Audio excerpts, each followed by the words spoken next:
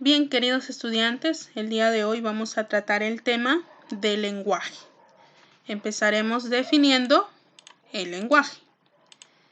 Decimos que el lenguaje es una facultad exclusivamente humana, mediante la cual podemos expresar nuestros pensamientos a través de signos sonoros y articulados. Recalco, es una facultad exclusivamente humana. Tenemos 4 características del lenguaje.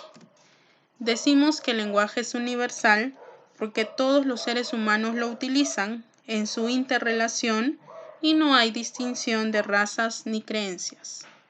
Decimos que el lenguaje es racional, puesto que todos los seres humanos utilizan la inteligencia y la razón para poder expresarse. Decimos que es innato porque es inherente al hombre. Hay una predisposición genética y esta propuesta fue planteada por el lingüista Noam Chomsky. Y por último decimos que es doblemente articulado porque presenta morfemas y fonemas. ¿Qué es un morfema? Es la unidad mínima de la palabra con significado y el fonema es la unidad mínima que carece de significado. Vamos a hablar ahora de las funciones del lenguaje, que se dividen en funciones básicas y funciones complementarias. En las funciones básicas encontramos 3, que es la representativa. Su única función es informar y cuando uno informa lo hace de manera objetiva. Encontramos la función expresiva o también llamada emotiva y esta se presenta cuando el emisor manifiesta su estado de ánimo, sus sentimientos y su mundo interior. Por lo tanto, es subjetiva. Y encontramos la función apelativa o también llamada conativa y esta busca influir en el receptor para cambiar su actitud o comportamiento. Aquí encontramos una orden, una sugerencia, un mandato o un ruego. Aquí también se incluyen los mensajes publicitarios, ya que esta busca convencer o persuadir que el receptor compre o consuma algún producto. Encontramos las funciones complementarias, que también son 3, y encontramos la fática, y esta busca mantener y activar la atención de los hablantes mediante expresiones que buscan iniciar, prolongar o cerrar la comunicación. Luego encontramos la función poética o también llamada estética, y esta función se utiliza con mayor frecuencia en el ámbito literario, ya que se hacen uso de recursos expresivos o también llamados las figuras literarias. Y por último encontramos la función metalingüística, también llamada de glosa. Esta aborda, aclara, explica los diversos aspectos lingüísticos del mismo lenguaje. Quiero aclarar en esta parte que dichas funciones se complementan con los elementos de la comunicación. La representativa se relaciona con el referente, la expresiva con el emisor, la apelativa con el receptor, la fática con el canal, la poética con el mensaje y la metalingüística con el código. Luego vamos a hablar de los planos del lenguaje. Decimos que el lenguaje es una facultad de carácter biplánico, puesto que está constituido por la lengua y el habla. Estos planos son interdependientes. Se habla una lengua y una lengua se manifiesta mediante el habla. Y este planteamiento fue formulado por Ferdinand de Saussure. La lengua es un código, el habla es el uso del código. La lengua es el sistema de signos verbales propio de una comunidad, producido socialmente mediante convenciones entre sus integrantes. Y el habla es la materialización de la lengua, que consiste en que cada individuo emplee el sistema de signos de manera muy peculiar. La lengua es social y es colectiva, dado que cada sociedad adquiere una lengua, que es modelo común a todos sus integrantes. El habla es individual, es personal, porque se manifiesta en cada integrante de la comunidad lingüística. La lengua es psíquica o mental, ya que interviene en procesos mentales.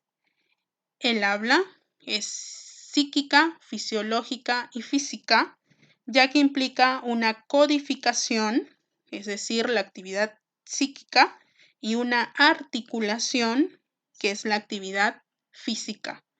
La lengua es teórica, pues toda lengua está conformada por reglas que se pueden teorizar. El habla es práctica, ya que se concreta mediante sonidos articulados. La lengua es más o menos fija, ya que es invariable en una época determinada, y es diacrónica porque sufre variaciones con el paso de los años.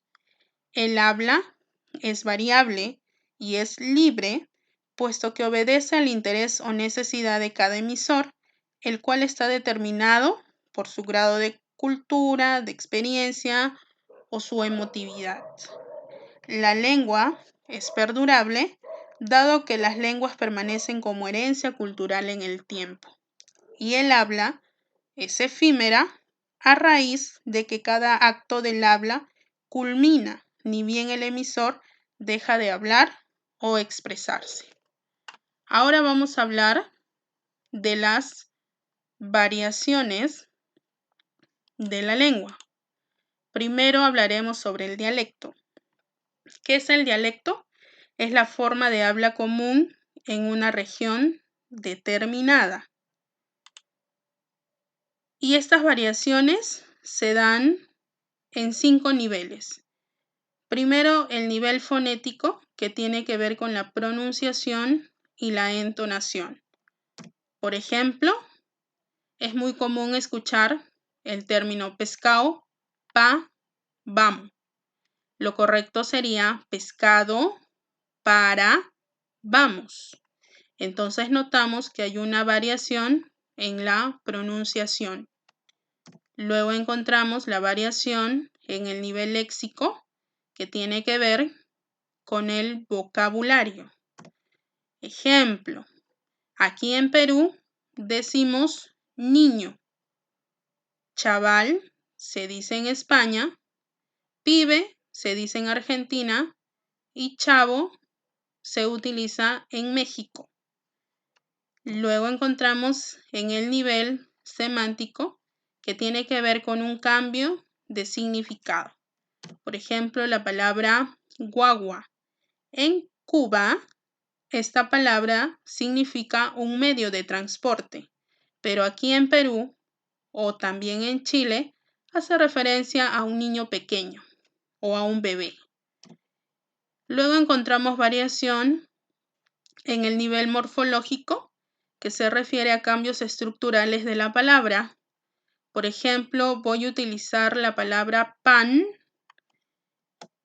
y vamos a hablar sobre sus variaciones para el diminutivo. Por ejemplo, en Perú decimos pancito, un venezolano dirá pancico y un español dirá panecillo. Entonces hay variaciones en la palabra. Y luego encontramos en el nivel sintáctico, que tiene que ver con la alteración del orden lógico de las palabras. Por ejemplo, esta oración dice: de mi vecina viajó ayer su tío. Se darán cuenta que hay un desorden en las palabras. Lo correcto sería: el tío de mi vecina viajó ayer. Luego encontramos el llamado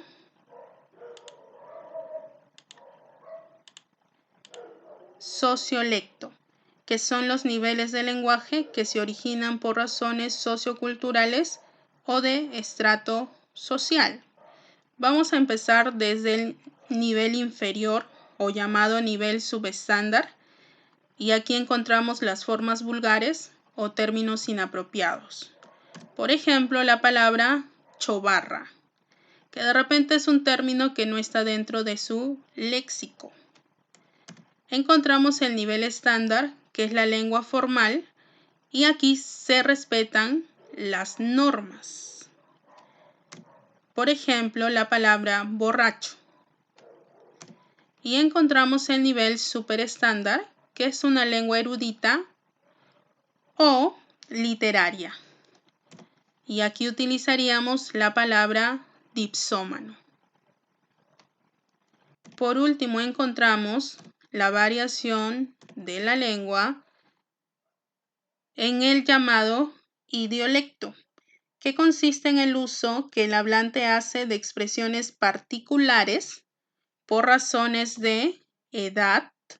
Por ejemplo, las palabras tono y yunta son palabras que se utilizan en jóvenes. Luego encontramos otra razón, que es el sexo. Por ejemplo, la palabra lápiz labial está dentro del léxico de las mujeres. Y otra razón sería la ocupación. Por ejemplo, la palabra hemoglobina está dentro del léxico de un médico. Bien, hasta ahí hemos llegado con la parte teórica y ahora ustedes van a trabajar las preguntas que se han planteado en su libro.